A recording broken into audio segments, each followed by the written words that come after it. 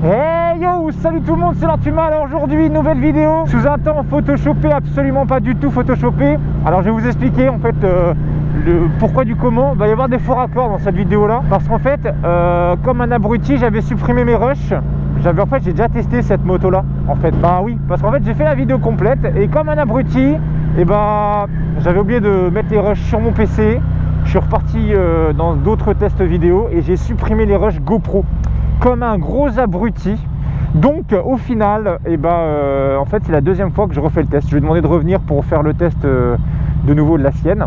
Je sais qu'on part sur une très bonne base les amis. Alors quand tu veux là, c'est quand tu veux. Alors un grand merci à toi Kevin d'être revenu me voir une seconde fois pour ta moto. Excuse-moi d'avoir supprimé comme un âne mes rushs GoPro. Alors on est sur une petite moto que j'avais fait posté en photo sur ma page Facebook. Alors n'hésitez pas à me suivre sur les réseaux sociaux les gars. Lord Puma sur Facebook, c'est là où vous avez tous les jeux concours, les informations, toute ma vie Lord Puma qui se passe sur Facebook. Sur Instagram c'est Lord Puma YouTube et mon Snapchat Lord-Puma.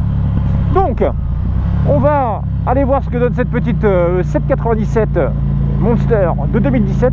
Je vous laisse apprécier le son.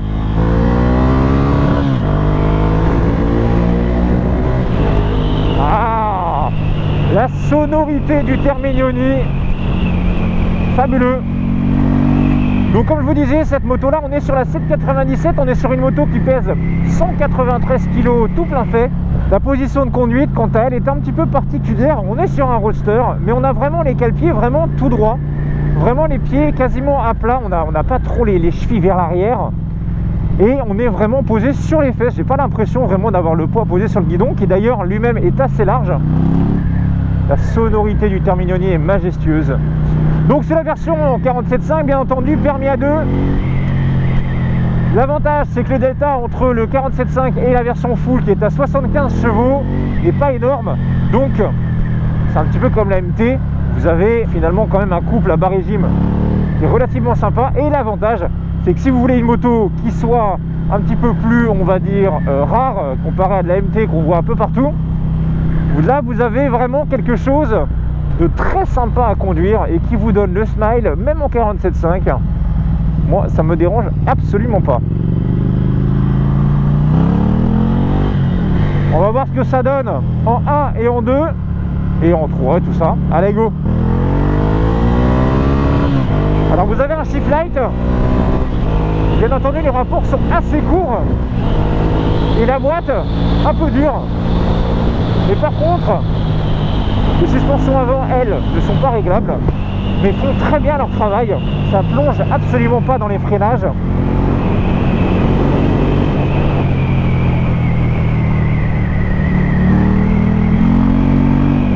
Ouais, comment dire, c'est vraiment... En courbe, ça fait plaisir parce que même si les suspensions ne sont pas réglables, vous n'aurez pas forcément besoin de faire un travail sur les suspensions, c'est-à-dire rajouter des cales, rajouter de l'huile plus visqueuse. Vous allez vraiment pouvoir avoir une fourche qui va ne pas plonger et être efficace. Et là, le freinage, ouais, largement suffisant. L'ABS, elle, par contre, à l'avant, se déclenche un peu rapidement, à mon goût, mais vous voyez, en courbe, vous avez beau mettre des coups d'accélérateur ou non, la moto va pas faire comme les super motards. Vous voyez, vraiment en mode ça pompe, ça pompe, ça pompe, pas du tout. Alors comme d'habitude, en fait, oui, à partir de maintenant, je m'arrête plus là-bas parce qu'en fait, il y avait trop de motards qui passaient à l'époque et j'ai pas envie d'embêter le voisinage, donc je vais me mettre un peu plus loin. J'ai trouvé un nouvel endroit. J'ai l'impression qu'il y a un anti-dribble, je sais pas si c'est moi. Alors voilà, c'est juste là en fait où je m'arrête moi. Alors il n'y aura pas le même temps comparé à quand je vais vous expliquer le compteur et tout, hein, mais c'est quasiment pareil. Hop, je m'arrête ici. Et voici donc la Monster 797 en A2 de chez Ducati. Donc c'est une moto en fait qui, moi, à l'époque, c'était pas vraiment une moto qui me plaisait physiquement, mais c'est vrai que plus je roule en Ducat, plus j'essaye des Monsters, plus j'essaye vraiment des modèles un petit peu atypiques. Et c'est vrai que franchement, c'est un peu des bécanes à sourire, j'appelle ça. Le physique, on se rapproche beaucoup de la 696 en 34 que j'avais essayé. On est sur, de toute façon sur du Monster, c'est quasiment tout le temps la même gueule, on va dire. Mais je dois avouer par contre que ce qui fait son charme, c'est qu'on est toujours sur l'esprit Monster, mais ils ont ajouté des petits côtés un petit peu récents, c'est-à-dire vous allez avoir à l'avant, je sais pas si on peut voir bien, vous voyez, vous avez une bande de LED à l'avant, qui un peu comme les Diavel, si je dis pas de bêtises, qui sont à l'avant. Le garde-boue avant est super stylé, bien designé, bien affiné, j'aime beaucoup. On est sur du radial à l'avant, Brembo double piston et double disque à l'avant. Sur l'arrière, il y a quelque chose que j'aime beaucoup aussi, c'est sur une selle monobloc, on va dire, un petit peu comme la RC 125 de chez KTM. Vous voyez, en fait, l'arrière, c'est vraiment une selle, en fait. Mais vous pouvez venir mettre, si vous voulez, un petit capot rouge pour pouvoir affiner la moto. Je crois par contre qu'il n'y a pas possibilité d'enlever les cale-pieds arrière, parce que ça fait complètement partie de la platine. On ne peut pas enlever les cale-pieds arrière, parce qu'en fait, ça fait vraiment partie intégrante de la platine avant et arrière. Sinon, vous avez donc le pot Terminioni sur cette moto-là. Pot Terminioni, non pas la ligne. Je ne sais pas si la ligne Terminioni existe chez Ducati. Marquez-moi en commentaire si vous le savez, mais en tout cas, moi, je crois que normalement, il n'y a que le pot qui existe. Je remarque aussi en dessous, vous avez des poignées pour pouvoir que le passager se tienne à l'arrière, donc les poignées sont vraiment en dessous. Ça c'est pas mal, j'aime bien, au moins on peut bien s'agripper à la selle comme on peut. Le réservoir, on est sur du, merde, je sais plus, merde, oh là là, j'ai un trou, 17 litres. Je sais qu'il faisait du, il m'a dit, entre 220 et 230 km, qui est pas trop dégueulasse pour ce type de moto là. Des choses que j'aurais mis entre guillemets en changement physique, ça serait peut-être un petit capot de selle, ça serait peut-être des petits liserés rouges sur les bords de jantes. Après, les clignotants pour moi sont quand même assez gigantesques, mais bon, après on est sur les normes classiques. Oh, j'avais pas vu, mais vous avez le pot qui bleuit. Oh, que c'est beau, que c'est joli. Sur les suspensions arrière, on est un peu sur des suspensions excentrées comme sur les ER6. On n'est pas sur une suspension centrale arrière. Par rapport à la boîte de vitesse, je trouve que cette moto-là, c'est Ducati, c'est vivant, forcément. Elle n'est pas forcément très onctueuse, la boîte de vitesse. Je la trouve un petit peu dure. Les passages de rapport, il faut vraiment claquer la boîte pour que le rapport passe. C'est pas en mode je caresse la boîte et ça change de rapport tout de suite. Passons au petit compteur. Donc on est sur le compteur 2017. Comme je disais à Kevin, pour moi ça me paraît un petit peu dommage parce qu'en fait on est sur un compteur quand même de 2017 et ils arrivent à Ducati à nous sortir des compteurs un peu typés Casio 35+ en termes de physique. Donc c'est un petit peu dommage quand on sait que maintenant la Street Triple RS commence à offrir des compteurs super beaux, vraiment complètement personnalisables, etc. Je sais que ça a un coût dans la moto, ça c'est tout à fait normal, mais ils auraient quand même pu nous sortir un compteur un petit peu plus beau. Donc pour vous expliquer comment fonctionne ce compteur, c'est tout bête. Vous avez donc d'ici à ici le nombre de tours minutes qui va donc de 0 jusqu'à 11 000. Comme je vous explique, la bécane commence à s'essouffler en 47,5, je parle. Commence à s'essouffler à partir de 7-8 000. On a vraiment l'impression que la bécane n'a quasiment plus rien dans le bide.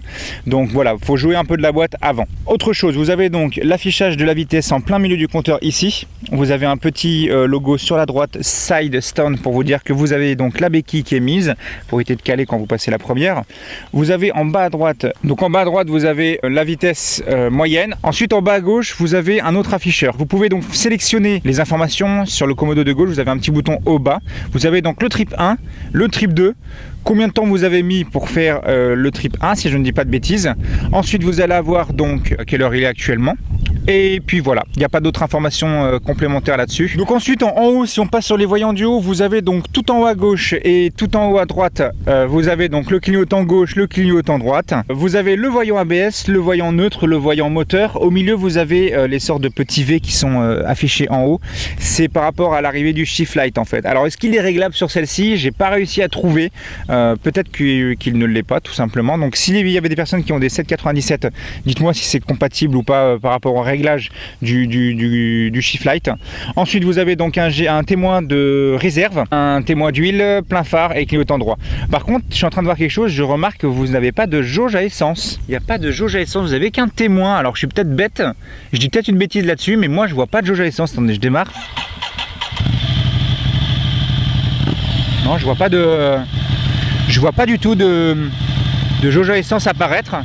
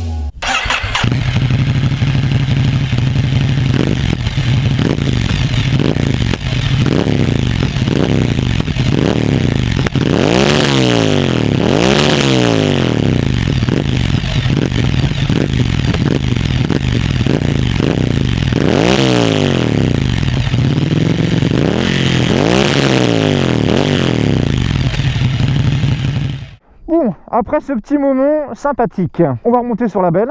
Est-ce qu'elle va démarrer ou pas? Oh, elle démarre, ouf. Bon, comme toujours, l'angle de braquage, là, l'avantage, c'est que je vais vraiment pouvoir voir si je peux braquer. Ah non, ça braque que dalle. Oh là là, oh là là, oh là là. Et ben ça braque absolument pas. Donc une fois que la moto est lancée, ça le fait. Mais par contre, en ville, attention, parce que ça braque quasiment que dalle. Bon, une fois lancé, c'est un petit jouet, mais c'est vrai que si vous faites vraiment que de la ville avec et que vous devez slalomer entre les voitures, regardez, vous voyez, l'angle de braquage n'est pas énormissime.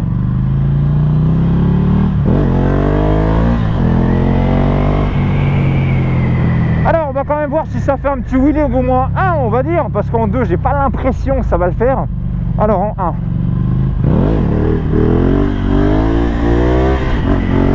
Alors, le passage de la 2, il n'y a pas assez de puissance. Dommage. Mais vous voyez, là où la Monster se régale, c'est vraiment ici. Vous voyez, les transferts de poids se font tout seuls.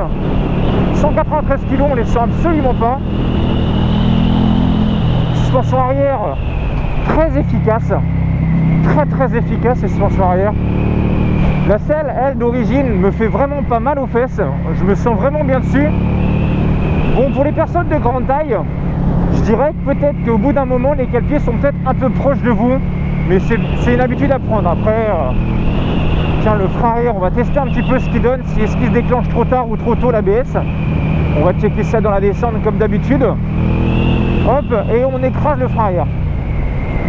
Donc le frein arrière, en fait, vous freine la moto. Mais ce qui est bien, c'est que vous avez un point dur. La MT-07 2018 que j'avais essayé, c'était son point faible. C'était qu'en fait, on avait vraiment une pédale de frein arrière complètement molle. Il n'y avait pas de feeling avec le frein arrière. Là, vous avez quand même, vous voyez, j'écrase, je sens quand même qu'il y a un feeling à l'arrière. J'ai quand même envie d'essayer en 2, voir si ça lève quand même. Ça me dérange. Oh non, c'est mort, c'est mort. Allez, on va aller, petite courbe. Alors faire attention parce que vous avez des rapports assez courts. Donc il faudra jouer un petit peu de la boîte de vitesse ou alors utiliser le couple de la moto qui n'est pas dégueulasse du tout. La moto commence à donner un peu de voix à partir de 5000 tours.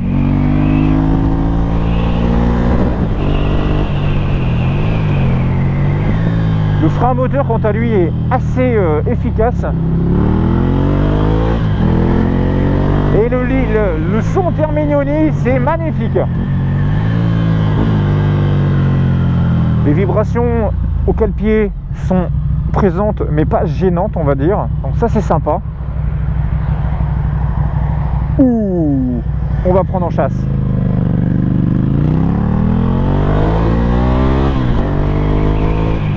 Et voilà. Donc vous savez au moins qu'avec un 797, vous pouvez bien entendu rattraper un scooter. Donc ça c'est pas mal, c'est pas dégueulasse. Bon, le seul truc de dommage, comme je disais, c'est que le compteur quand même, on est sur un compteur de 2017. Là-dessus, Ducati ont un peu chié dans la colle quand même. J'aurais pu proposer un compteur quand même un peu plus stylisé et non pas en version Casio 35+. C'est un petit peu dommage. Et là, la tenue en courbe est extra. Vraiment, il n'y a rien besoin de faire. Elle, ce qu'elle veut, c'est de la courbe. Il n'y a pas à chier. Ça se fait tout seul. Bon, est-ce que malgré ce petit temps semi-photoshopé, est-ce qu'il y a mes petites poules? Eh bien non, elles ne sont pas là. Non, elles doivent être bien au chaud parce que ça pèle là.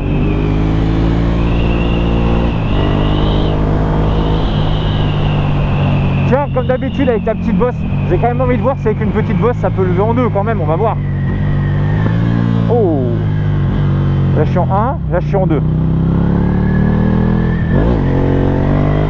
Non, et ben ça lève pas. Rien du tout.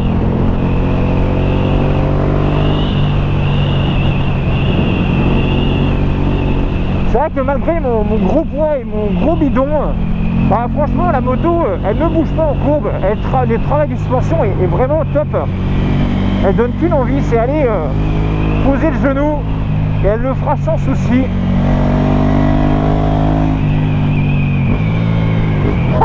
La sonorité, j'ai l'impression de conduire l'hypermotard. Une hypermotard, c'est vraiment très très agréable ce petit bicylindre. Alors j'ai remarqué quelque chose, je sais pas si je dirais peut-être une bêtise, mais vous voyez ici la petite manette ici qui est là, est-ce que c'est fait pour enlever les réservoirs pour y accéder plus rapidement en dessous? Peut-être parce que ça tombe en panne rapidement une Ducati, lol. Ah, le son, il est dingue. Et vous voyez, regardez, 1m90, regardez au sol, vous voyez, mes deux pieds sont bien à plat, je suis vraiment très très bien assis dessus. Très agréable à rouler cette moto. Alors là-dessus par contre j'ai l'impression que vous avez un bridage poignet. Je ne sais pas si on peut ouvrir en grand complètement, mais on va dire que l'ouverture est quand même pas gênante en roulage comparé à du Z800E qui t'avait l'impression en fait qui était tranquillement en train d'accélérer. En fait la Z800E à l'époque le bridage était genre ça, t'es à 0, clac, t'es à fond, tu vois ce que je veux dire? Là ça va, ça reste quand même relativement sympathique. Alors voilà les gens, j'espère que cette petite 797 vous aura plu. Personnellement, à choisir entre une 696 et une 797, pour les côtés un petit peu suspension, freinage et look un petit peu plus récent on va dire, j'aurais pris la 797. Je pense que ça peut être vraiment une bécane assez sympathique, assez fun. Mais comme d'habitude, je vous donne que mon avis de motard amateur. Alors si elle vous plaît, allez en concession, allez l'essayer. Et puis faites-moi un retour en vidéo ou alors en commentaire pour me dire si finalement vous avez craqué pour celle-là. Bon, vous avez remarqué, il commence à flotter, fait chier. Moi je vais me rentrer, gros bisous tout le monde. Allez, ciao, ciao, salut tout le monde.